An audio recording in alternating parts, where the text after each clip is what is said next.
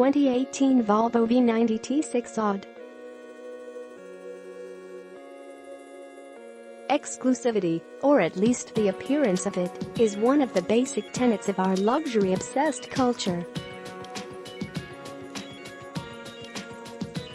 In the car world, this translates into everything from limited edition supercars built in single-digit quantities to special one-and-done color and trim options.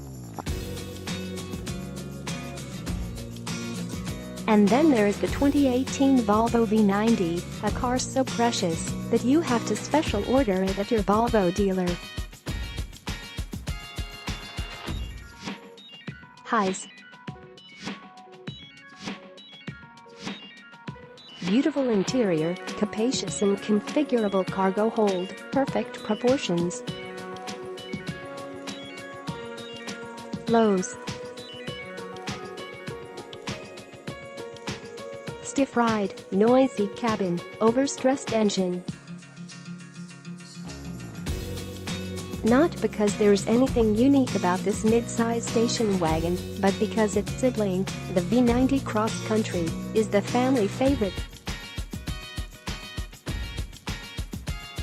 Taller, more rugged-looking, and born first, the Cross Country was selected by Volvo Corporate to be the one to flash its winning grille in showrooms coast to coast. The Cross Country's worst month of sales still tops the total number of unclad and unlifted V90 wagons delivered through September of this year. A mere 120 since the first one rolled into port in May. In the same time period, Volvo has sold 910 V90 cross-country models, almost 8 times the number of normal V90s. Whether they realize it or not, all those cross-country buyers are making some de facto sacrifices for the gratification of driving their new car home immediately, rather than waiting for it to arrive on the slow boat from Sweden. To start, the Cross Country is offered solely with all-wheel drive, so even the T5 models with just 250 horsepower from a turbocharged 2.0-liter inline-4 start at $53,295. Ditch the second-driven axle and order a front-drive V90 T5 and you can save $2,350. Move up the ladder to the T6,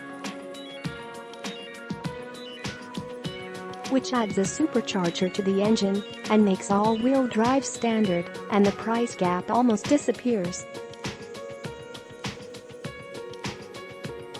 A V90 T6 AWD starts at $56,945, only $150 less than the T6 Cross Country.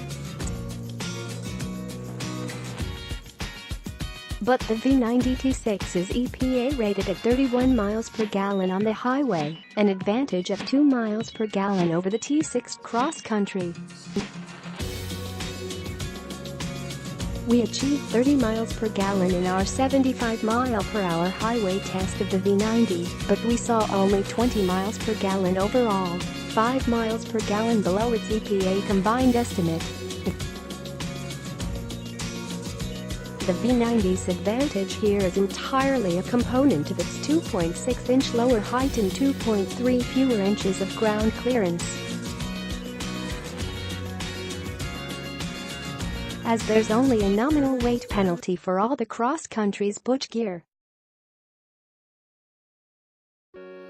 When we put both T6 models on our scales, the V90's 42-47-pound tally was only 19 lighter than the Cross Country's curb weight. The V90 turned in much better braking and skid pit performance than the last Cross Country we tested. Although we have to give most of the credit to the tires. Our R-Design test examples optional 20-inch wheels, $800, were shod with Pirelli P0s.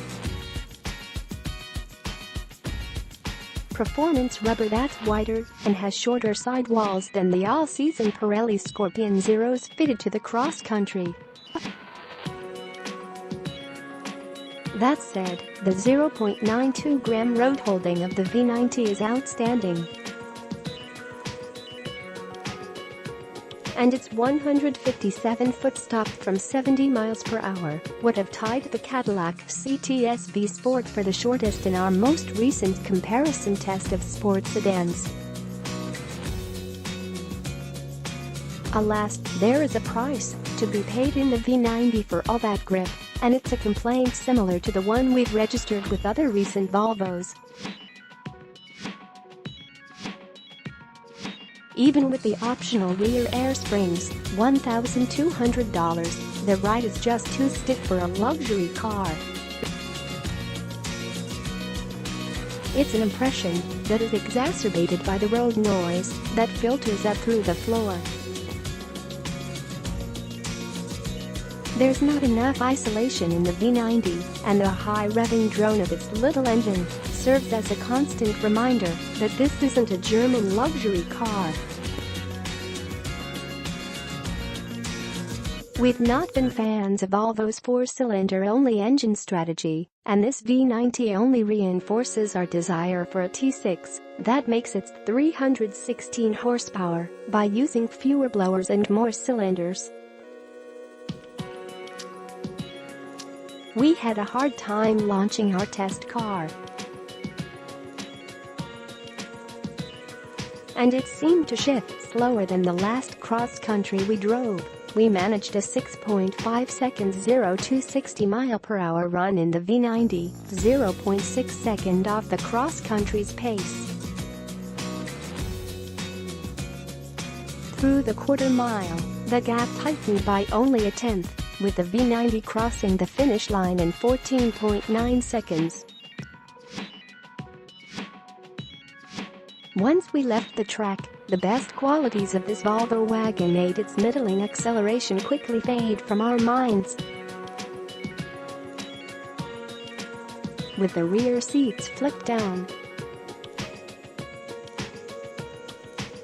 the V90's cargo hold proved large enough to swallow a bicycle laid on its side without any of the front fork wrangling or tire removal that's often necessary in hatchbacks. Plus, there's a panel on the load floor that flips up to keep smaller loads secure. The interior is just as beautiful and, dare we say it, artistic as the S90 on which it is based, although we did miss the pretty wood trim.